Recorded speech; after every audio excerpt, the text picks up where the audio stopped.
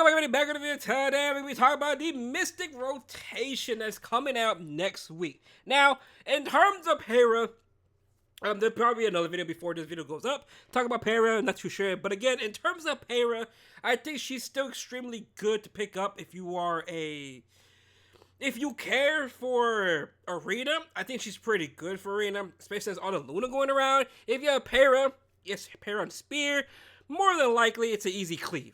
I think 100% Peira is good for Arena in terms of RTA. If you are an aggro player, she's worth it. If not, she's not really worth it. If you're a slow player, I think you could skip Peira. I don't think she's really needed, but I do think she is pretty damn good, and the drafts you can do around her is pretty insane. So keep that in mind. I like her. I still don't know if it's just going to be a video before this or not, talking about her. But my final thoughts on Peira is I think she's worth it. I still think she's worth it 100% because this passive is stupid.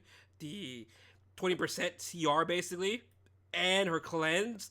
It's really insane for Arena. I'll say that right now. It's insane for Arena, but she's just pretty good in RTA. I don't think she's a must-have, but I think she's pretty damn good. I'll say that right now. But let's talk about next week's custom Mystic rotation. So we have designer Lilibet.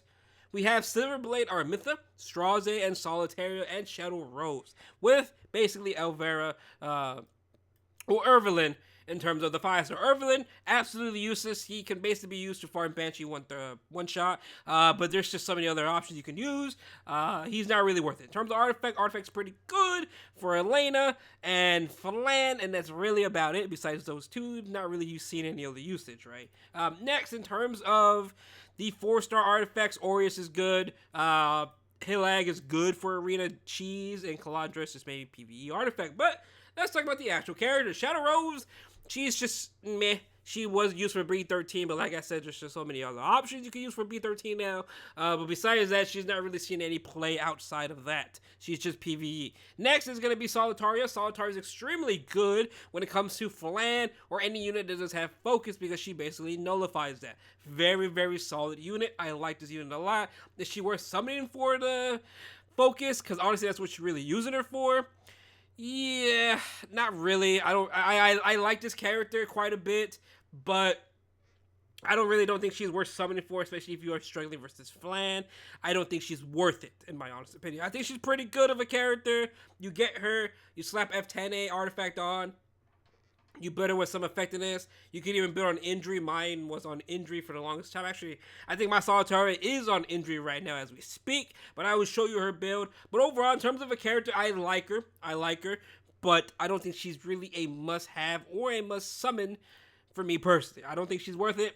You could live your life without her. You don't really need her and all that. Again, this is my injury Solitaria. Now, the book is only for Arena because I use it versus Flans with my Ludwig. But other than that, she's just sitting there for collection purposes. But overall, I like her. Again, any focus unit that comes out in the future is basically going to be nullified versus her, right? SSV, Flan, it was Rylet, but Rylet got changed, so he don't really have a focus bar no more. Harsetti, but again, I don't really like the Solitaria versus Arcetti. I really don't like that at all. But other than that, she does make your life easier in terms of GVG because there are some of those solo Flan, the Harsetti, Flan, Ruel, Guild War defense is still running around. But other than that, you don't really need her.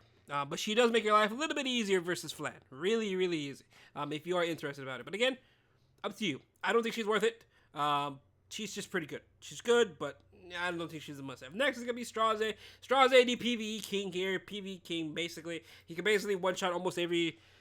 I think he can one-shot every single hunt, actually, technically. If you have the gear built around him and the team for it, he can one-shot every single hunt because he's just absolutely broken. S3, 100% pen. Penetrates defense of the target with the highest max HP by 30%. Goes up all the way to 100, so basically he's just going to be one-shot. You put him on Rage and Torrent, he's just going to absolutely demolish hunts. In terms of PvP, he has fallen off quite a bit. He is mainly just dedicated to PvE. There are some defenses you could use him. Funny enough, you could use him in an arena. But other than that, he doesn't really see much play.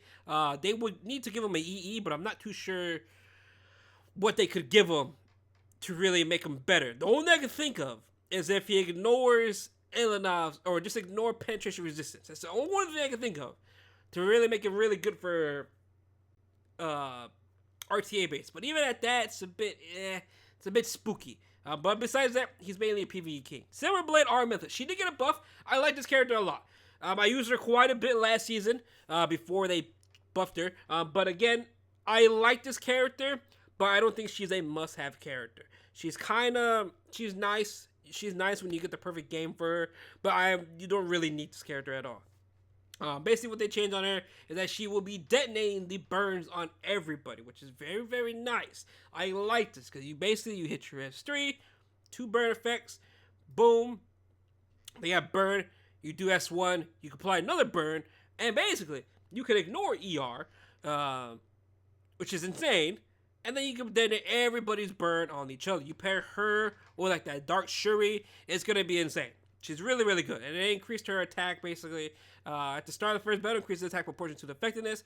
Again, really, really good. I like this character quite a bit. She's nice to have. I like her. She's fun to play with. But is she a must-have? Is she worth going down to or popping your pity? No. If it's your favorite character, sure, knock yourself out.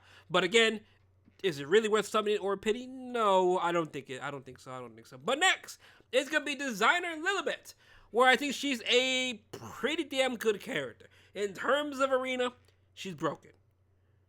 In terms of RTA, she's okay. She's good, right? She's good. I actually think she's worth summoning, though. I think she's 100% worth it. Is she worth a pity? Yes, but keep in mind, she could be in the coin shop, but that's up to you. Actually, is she in ZDC? I doubt she's in ZDC. The zero, with Lilibet and all that. Let's go check real quick. So let's go to battle and look at the moon. Wait, wrong one. I always forget how to get this. Click side story, Moonlight Theater. There's a potential we do get a ZDC selector. Now, again, there's no guaranteed here, but there is a potential. I think she's Runaway Fighter. I doubt she's ZDC, right? Yeah, she's not ZDC, so you can ignore that. But basically, Designer Lilibet, absolutely insane for when it comes to arena. Pretty damn good when it comes to RTA. They did buff her. They gave her a 50% pen, ignore pen on her S3, which you would think it's nothing, but for some reason, the Designer Lilibet, it does a crap ton of damage. It really does a crap ton of damage.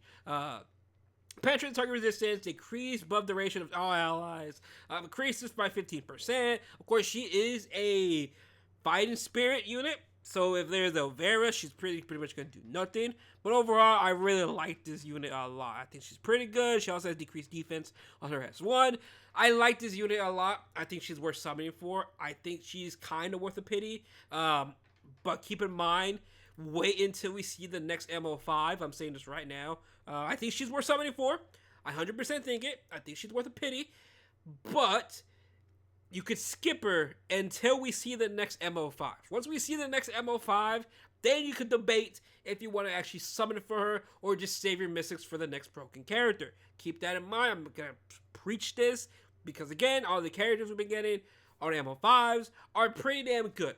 Hua Young was pretty balanced in my opinion. Peira is pretty good. She's not really I don't think she's a must-have. I think she's pretty insane, though. I think she's pretty good. If you start tempting your luck here, I'm still tempting my luck because I do arena. I have more use of her in arena than I do RTA because I don't really touch RTA, right? Not yet, at least. But other than that, though, that's pretty much gonna be it. So it's not really the greatest Mystic Summon. You can pretty much skip it, honestly. The only one really here worth picking up would be Designer Lilibet. But other than that, it's pretty skippable. I think it's really skippable besides that. But other than that, though, if you have any questions, let me know down below. And I will see you guys later on. Peace out.